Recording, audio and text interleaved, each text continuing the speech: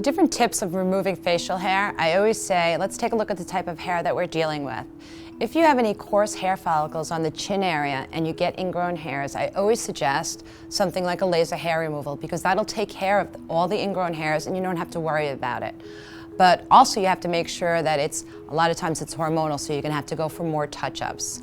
The other thing with facial hair, some of the things that people always complain about is the fuzzies. And when you deal with some blonde fuzzies in the area of the face, so if you take a look, and if it's in right now, a normal person, we can't see it. But then you have these people that say, oh, I'm all fuzzy, I'm all over the place. It's when there's a certain light coming in on the cheek area.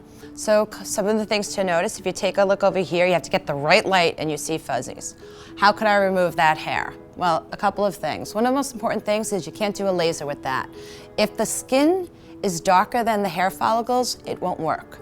The other thing with something like this, you can wax the area, but you also have to understand that when you're waxing that area, it's also that skin is not used to it. When the hair grows back in, it could also go in a bit darker. And the reason being is if you've never done anything in this area before or removed that hair, it's been dyed over the years from the sun. The other thing that you can do is shave. So just so everybody knows, once you shave on the facial hair, it doesn't grow back longer, it doesn't go back thicker, it just appears that way because they're growing back at the same time.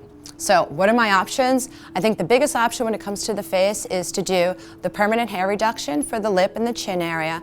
On the little fuzzies over there, if it really bothers you, I would say wax or shave that. Yes, shave.